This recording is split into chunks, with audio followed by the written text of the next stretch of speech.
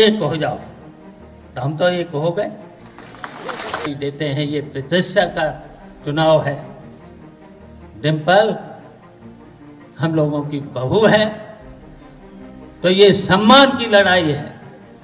अब सारे रिकॉर्ड आप सब लोगों को इसी चुनाव में तोड़ना है और सबसे बड़ी जीत कराना है।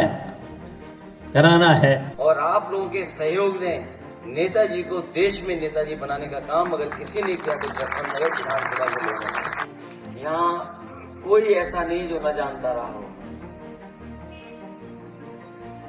नेताजी के साथ रहने वाले यहाँ के बहुत सारे लोग हैं और समय समय पर इनके परिवार के लोग भी जेल गए हैं। मैनपुरी लोकसभा उपचुनाव की जंग में मुलायम परिवार एक साथ उतर गया है।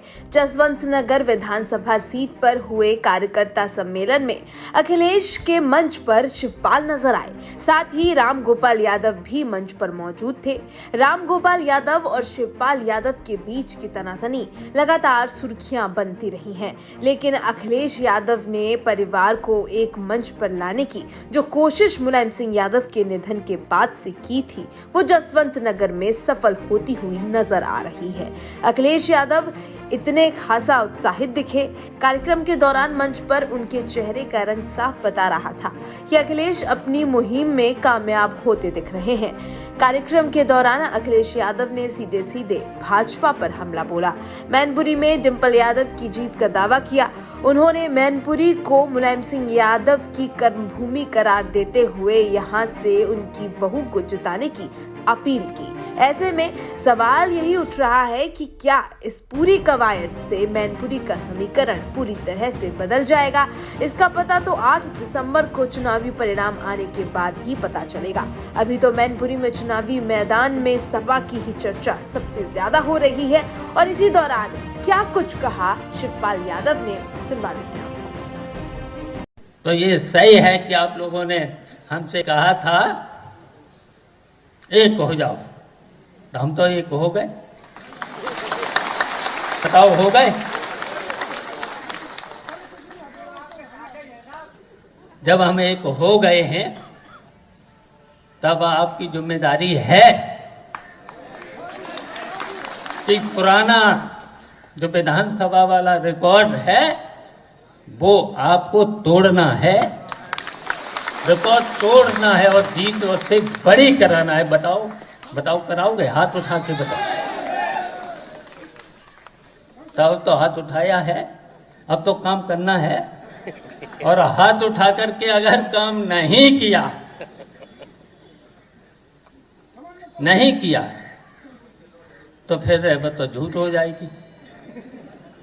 तो फिर उठाओ हाथ, एक बार फिर उठाओ। झूठ नहीं, आज ही से काम करना है। आज ही से काम करना है। वोट नहीं कह करके जिम्मेदारी देते हैं, ये प्रतिष्ठा का चुनाव है। डिम्पल हम लोगों की बहू है, तो ये सम्मान की लड़ाई है। अब सारे रिकॉर्ड आप सब लोगों को इसी चुनाव में तोड़ना है और सबसे बड़ी जीत कराना है। और फिर बात होगी। अभी तो जनसभाएं भी होंगी बड़ी बड़ी, उसमें बातें और होंगी। जय हिंद।